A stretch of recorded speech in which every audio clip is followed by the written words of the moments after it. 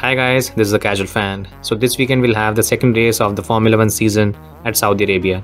The first race of the season, well, it saw Red Bull and Max Verstappen domination as the Red Bull driver. He secured pole position and then won the race quite comfortably. As soon as he got a good start and the lead on the first lap, there was no looking back. And it was quite obvious that he was going to win the race as there was nobody that was going to challenge him that day. Now that kind of domination, well, it is a bit depressing for a few fans as we've seen on social media, and it has been a bit depressing for the competitors as well. Now this weekend we'll have the second race of the season at Jeddah. Now there have been two races before this. The first was in 2021 and it saw quite a titanic battle between Max Verstappen and Lewis Hamilton. Ultimately Lewis Hamilton prevailed and won the race. Last season we had pretty much a spectacular wheel-to-wheel battle between Charles Leclerc and Max Verstappen. Ultimately Max Verstappen won, but only by a few tenths. So what can we expect this weekend, and what are the key questions that we need to keep an eye on as we head to the Saudi Arabian Grand Prix? In this video we're going to follow both these parts. The first part of the video will have the key questions as we head to the Saudi Arabian GP, and the second part will have me sharing what I expect is going to happen this weekend and my predictions for how the race will pan out. Now first we'll take a look at 5 key questions as we head to the Saudi Arabian Grand Prix. At number 1 we have, are we heading for a Red Bull domination this season? Now the reason why this is being brought up is because, well, let's face it, Red Bull was dominant in Bahrain. The car in race trim was around 6 to 7 tenths of a second quicker than Ferrari in the first stint. And to be fair, later in the race Red Bull had turned its engine down and was basically coasting to the win. If that is how the situation remains, these are alarming bells for any team. And over a season where even cost cap is a major thing, you can't expect a team like Red Bull to lose major ground and ultimately get overhauled over a season, even though if it has the cost cap penalty in place. To make things worse, Red Bull doesn't seem to be struggling in any which aspect. The car it works like clockwork. There's nothing wrong. There were a few teething issues on the first day on Friday in Bahrain where the setup was not up to par, but as the day progressed and as the weekend progressed, you could see how Red Bull was able to extract more and more performance. To add to this, you don't see any Red Bull reliability issues in any which way. The power unit is working perfectly, the car hasn't stopped, there hasn't been any such teething issues that has bothered the team. And finally, the fact that Max Verstappen is at the top of his game, like he usually is. It is an added bonus to have a driver that does not make mistakes and is arguably the best driver on the grid right now. You combine all of that and the fears of Red Bull being a dominant team this season, they are legitimate, to be fair. And the race in Jeddah is going to provide a lot of answers if we are going to see a season where Red Bull is going to be a dominant force. Now the second point is, what the hell is going on at Mercedes and Ferrari? Now first of all, talking about Mercedes, it was a bit shocking to see Toto Wolff basically give up on the 2023 Formula 1 season in Bahrain after just one race in the season. He's not happy with the car concept and all of those things. He's not happy with a lot of things, to be fair, and he targeted the technical team to an extent, not explicitly but to an extent. And it's quite strange because after only one race of the season, Mercedes has reached this conclusion. It is a bit weird, but you have to take it at face value. Then Lewis Hamilton's comments, they weren't the best, to be honest. Throwing the technical team under the bus after almost 8 seasons of having the fastest car from the same team, it wasn't something that I personally liked, to be honest. But the fact that he's making such comments should be an alarming thing for the team as well, because it shows that he feels that there's something wrong with the team right now. So that needs to be worked on. To add to this, the fact that there are reports that an ultimatum has been issued to Mike Elliott, the Mercedes technical director. I think it shows that the team the environment is quite tense and the team is struggling to an extent. Then we talk about Ferrari, a team that is going through a bloodbath of sorts because David Sanchez has left. Then there are reports of quite a few other senior members and engineers leaving the team, and then quite a few others being hired by Fred Vasseur. Now, when all of this is going on internally, you can't expect the same team to perform at its optimum on the track. It does not happen. It never has and it never will. This is the same thing Ferrari has been struggling with since Michael Schumacher retired, to be very honest. Until 2008, the car was competitive and the team was still working pretty much as a unit. Since then, it has been all falling apart because of one reason or the other. This time again, Ferrari is already playing catch up on track, and if all of these things are going on in the background, expect that to have an impact on the car and on how the team performs on track. So, worrying signs from both the top teams that could possibly challenge Red Bull, how they're going to react and how they're going to fare in the second race of the season. It's going to be very interesting to see what happens. Now, is Aston Martin the second fastest car on the grid? At Bahrain, it probably was, but I'm still not entirely sure because the gap between Charles Leclerc and Carlos Sainz was huge. There were times in the race where Leclerc was almost half a second quicker than Carlos Sainz. So what this shows is that Alonso jumping Sainz on track is not a true reflection of how he would have fared against Charles Leclerc. Having said that, it's safe to say that the car looks amazing on track. It's hard to deny that the car is planted and looks amazing in every onboard footage. Secondly, a perceived weakness that was supposed to be there at Aston Martin with Lance Stroll, it's actually not there. He played a good supporting hand to Alonso at Bahrain. How he fares in the next few races is going to be interesting to see, because that is going to play an important role as the season progresses. Most importantly though, Jeddah is going to be an important test for Aston Martin, because the areas where Aston Martin excelled in Bahrain, those areas and those specific factors are not going to be there in Jeddah. Tire degradation is not a major concern. Then the straight line speed, where Aston Martin appeared to have a certain deficit, it's going to be a more important aspect in Jeddah. So it will be important to see how Aston Martin is able to perform at a track like Jeddah. Now coming to something that was arguably a huge debate last season, but it is not even being mentioned this time around. I'm not entirely sure if people have even forgotten the missile crash that was there last season during the race weekend at Jeddah. We've had that kind of things in Saudi Arabia, and the demography is always under some kind of conflict. So how is the safety situation in that particular region during the race weekend? It's going to be a concern, and one needs to be very careful and keep this in mind during this race weekend.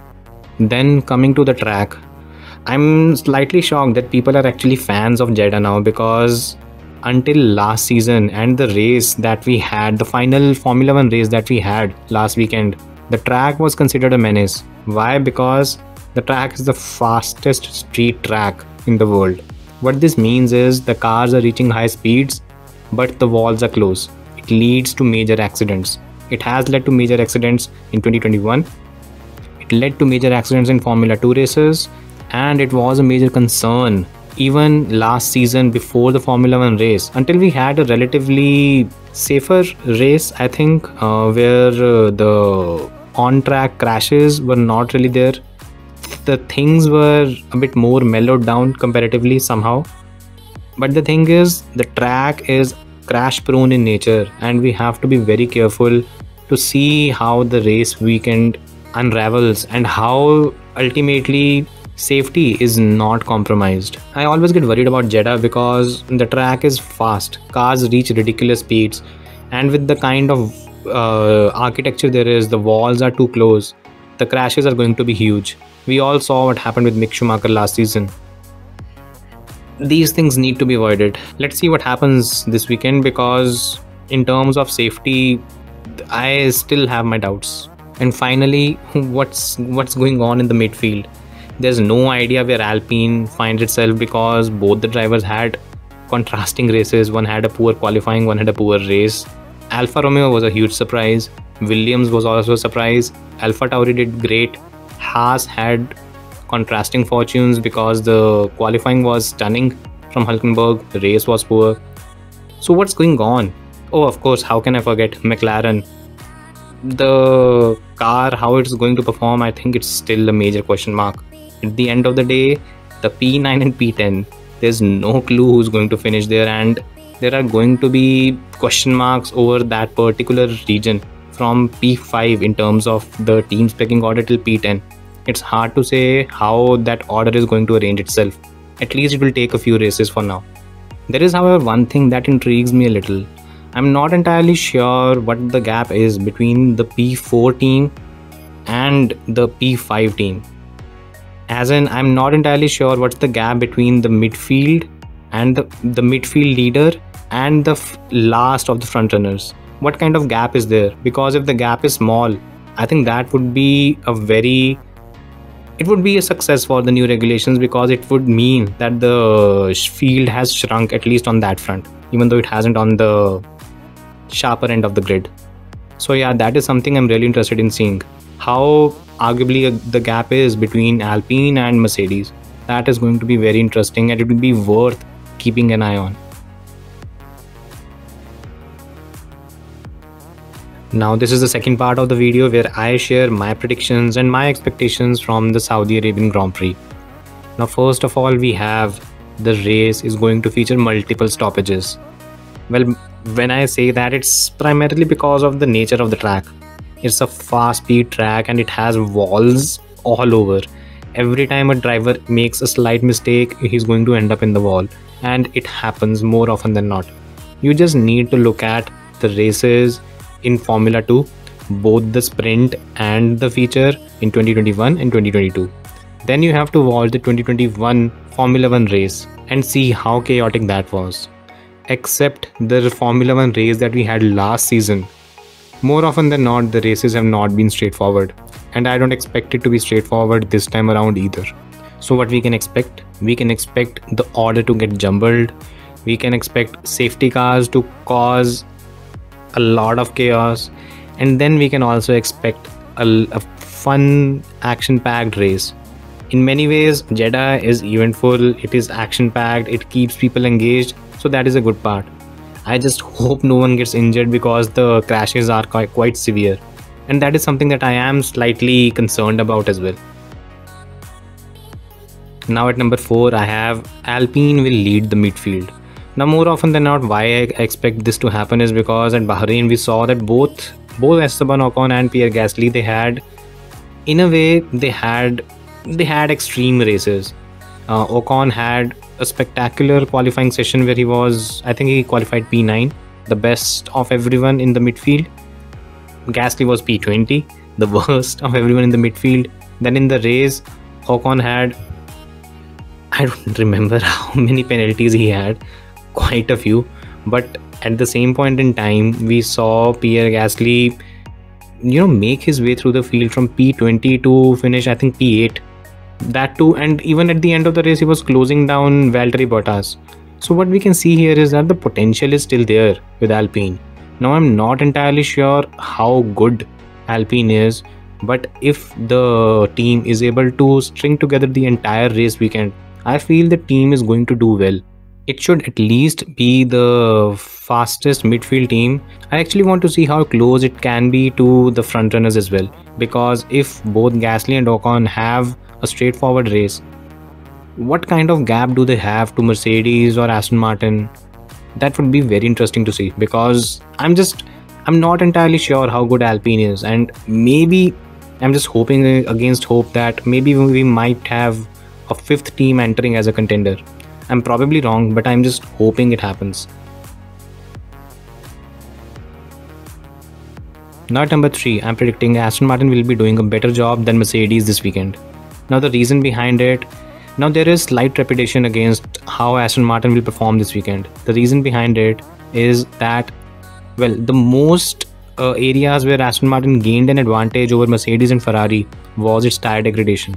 Now on this track, that is not going to be a major factor.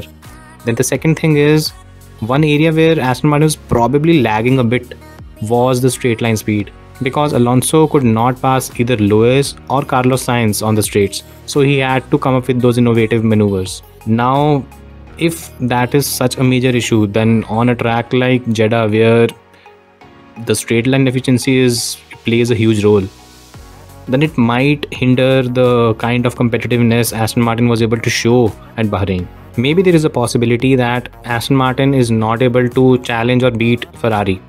But I think in terms of the overall package, Aston Martin is a better car than Mercedes at the moment.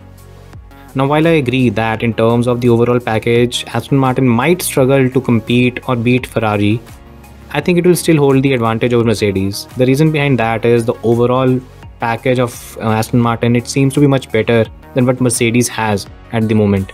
And then if you take into consideration the fact that Mercedes overall is struggling at the moment, the car is not purposing, that's a good thing.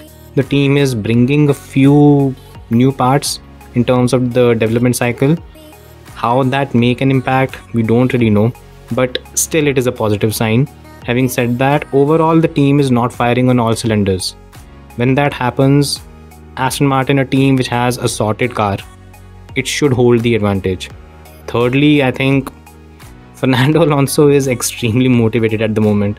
The pass on Lewis Hamilton was something that he's going to cherish for a long time, and I think he'll leave no stone unturned and make the most of the opportunity he has with the Aston Martin right now. Now at number 2, I have Charles Leclerc and Ferrari will be far more competitive at Jeddah than they were in Bahrain. Well, a disclaimer first of all, there is a risk that Charles Leclerc might have to take a penalty because the ECU, there's a lack of clarity of whether the ECU is working or is it not, or the entire issue that happened in Bahrain, is it resolved or not? There is no clarity on it. So there is a risk that Leclerc might end up having a penalty. If he doesn't, I think he's going to be the prime challenger for Max Verstappen this weekend. The reasons behind it have been more or less well documented now, because the advantages that Ferrari had in Bahrain was its straight line efficiency. That is going to be a major factor at Jeddah. Secondly, the limiting factor for Ferrari was the tire degradation. Here in Jeddah, tire degradation is not such a huge issue. Of course, it depends how Ferrari goes through its tire, but if the team is able to manage it well, then it should be able to challenge Red Bull over a stint. How it does, it's still a question mark, but hoping and considering Charles Leclerc does not get a penalty for a third ECU change, I feel Charles Leclerc is going to pose the biggest challenge to Max Verstappen this weekend. Now finally, in my view, I'm picking Max Verstappen to win the Saudi Arabian Grand Prix. The reason behind it is, well, it's quite simple.